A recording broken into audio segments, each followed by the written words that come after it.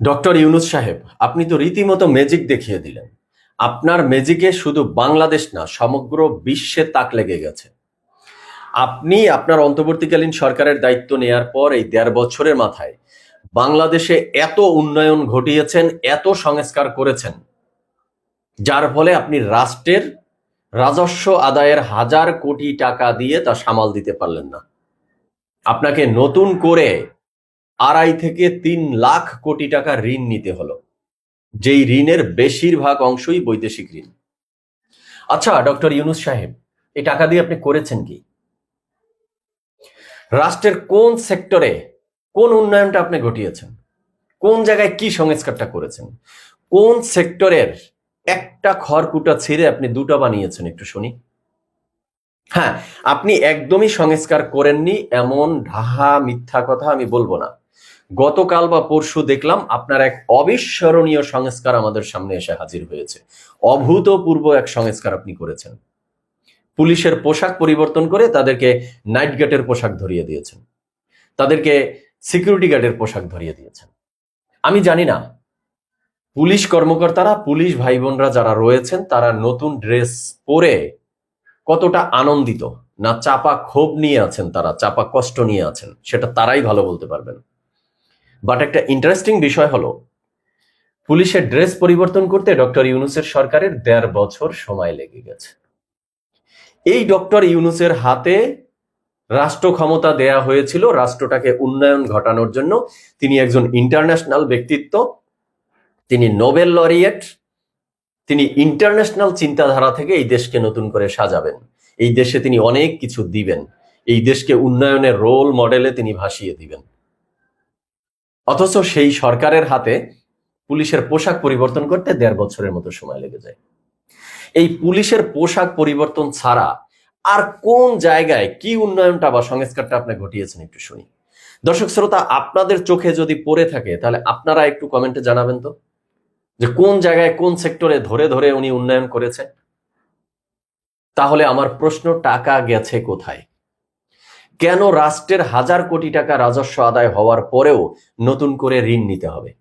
হ্যাঁ, দর্শক শ্রোতা, আপনি আমাকে পাল্টা প্রশ্ন করতে পারেন যে ঋণ কি শুধু ডক্টর ইউনূসের সরকার নিয়েছে? এর আগের সরকারগুলো ঋণ নেয়নি? হ্যাঁ, নিয়েছে। বিগত ১৫ বছরের শেখ হাসিনার সরকারই হাজার কোটি টাকার বৈদেশিক ঋণ নিয়েছে। তিনি তো দেশে উন্নয়নও ঘটিয়েছে। বড় বড় মেগা প্রজেক্টে তিনি হাত দিয়েছেন, সেই মেগা প্রজেক্টে তিনি সফলও হয়েছেন। মেট্রো রেল করেননি, টানেল করেননি, পারমাণবিক বিদ্যুৎ কেন্দ্র স্থাপন তিনি করেননি। সেই সুবিধা আমরা নিচ্ছি না বাংলাদেশের জনগণ? নিচ্ছি তো।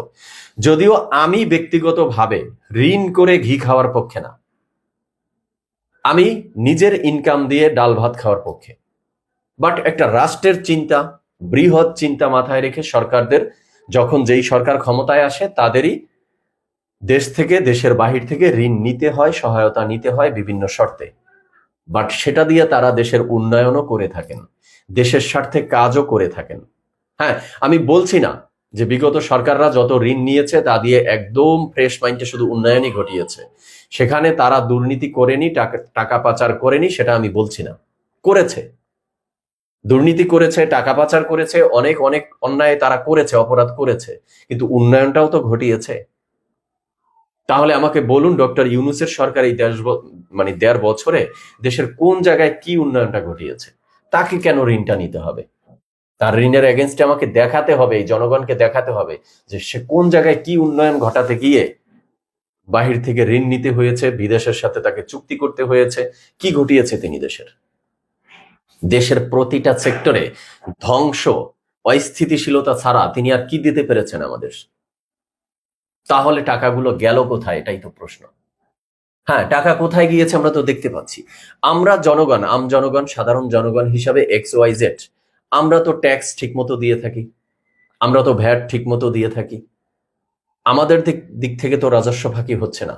তাহলে রাজস্বের হাজার কোটি টাকা যাচ্ছে কোথায়? হ্যাঁ, যাচ্ছে। ডক্টর ইউনূস সাহেব তার গ্রামীণ ব্যাংকের হাজার কোটি টাকার ঋণ, মানে কর মৌকুব করে নিয়েছেন। তাহলে সেই কর তো রাষ্ট্রের রাজস্ব খাতে আসার কথা ছিল, রাষ্ট্রের প্রাপ্য ছিল। তাহলে সেই ঘাটতি পূরণ করতে হবে না ডক্টর ইউনূসের? সেই ঘাটতি তিনি পূরণ করেছেন আমাদের কাছ থেকে ট্যাক্স নিয়ে, ভ্যাট নিয়ে, এবং যখন ঘাটতি পূরণ করে সামাল দিতে পারছেন না, দেশের বাহির থেকে তাকে ঋণ করতে হয়েছে। বাহ, কি চমৎকার, কি চমৎকার উন্নয়ন আর কি চমৎকার সংস্কার তিনি দেখিয়েছেন। ডক্টর ইউনূস সাহেব, আপনি না 3-0 থিওরি, মানে 3টা শূন্য তত্ত্বের প্রবর্তক। তো আপনি আপনার 1.5 বছরে বাংলাদেশ ঋণ করবে না, ঋণের ঘরটা জিরো করে দেখাতে পারলেন না বাস্তবে? এখানে জিরো থিওরিটা একটু অ্যাপ্লাই করতেন, দেখতাম যে আপনার জিরো থিওরি আপনি ব্যক্তিগতভাবে কতটা ইফেক্টিভ করতে পারেন, কতটা কার্যকর করতে পারেন। পারলেন না তো। আপনার ম্যাজিক কোথায়? এই 3-0 থিওরির ম্যাজিক শেষ।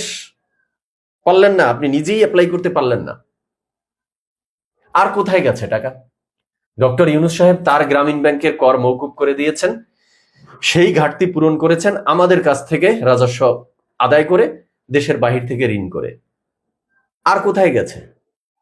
আর গেছে এই সরকারের উপদেষ্টারা একের পর এক যেভাবে দুর্নীতি করেছে, চাঁদাবাজি করেছে, সেই টাকাগুলো কোথা থেকে এসেছে?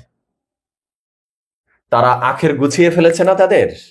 তারা সেফ এক্সিট খুঁজতেছে না? প্রত্যেকটা উপদেষ্টা, বেশিরভাগ উপদেষ্টা দেশের বাইরে গাড়ি, বাড়ি, ব্যাংক ব্যালেন্স তাদের হয়ে গেছে। তারা এখানে একটা নির্বাচন দিয়ে সেফ এক্সিট খুঁজতেছে। এই আলোচনা তো দীর্ঘদিন ধরে চলছে। তাহলে দেশের বাইরে সেই গাড়ি, বাড়ি, ব্যাংক ব্যালেন্স কোথা থেকে এসেছে? আমাদের টাকা, আমাদের রাষ্ট্রের টাকা।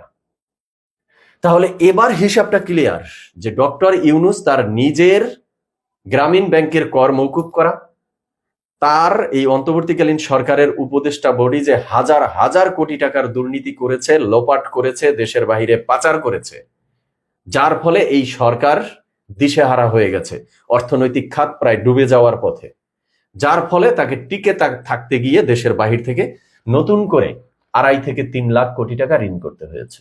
হিসাব একদম পানির মতো সহজ। আর এর হাতে আমরা দায়িত্ব দিয়েছিলাম রাষ্ট্র সংস্কারের।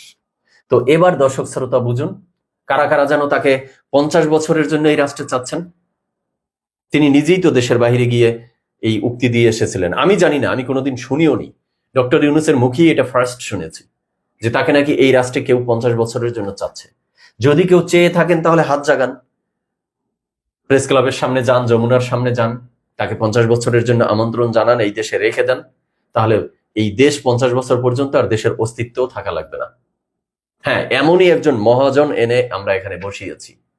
তিনি ব্যবসাটা ভালো করে বুঝেন, তার নিজের ব্যবসার কর মওকুফ কেমনে করতে হবে সেটা তিনি ভালোভাবে বুঝেন। কিন্তু দেশের উন্নয়নের নামে উও হয়নি, বরং দেশটাকে ধীরে ধীরে ধীরে ধীরে একদম ধ্বংসের দ্বার প্রান্তে নিয়ে দাঁড় করিয়েছে।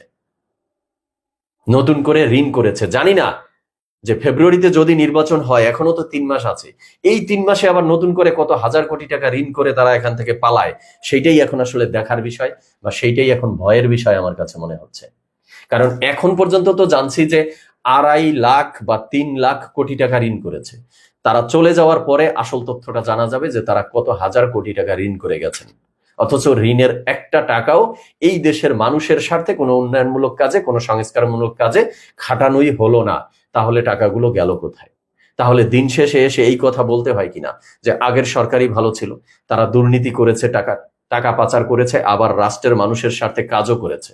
আর ইনি তো কাজকর্মের ধারে কাছেও নেই, শুধু টাকাগুলো পাচারই করেছে, দুর্নীতিই করেছে। এই রাষ্ট্রের টাকাগুলো অপচয় ছাড়া আর কিচ্ছু দিতে পারলো না এই দেশকে। দর্শক শ্রোতা, আপনারা কমেন্টে মতামত জানাবেন। আজ এ পর্যন্তই। ধন্যবাদ সবাইকে।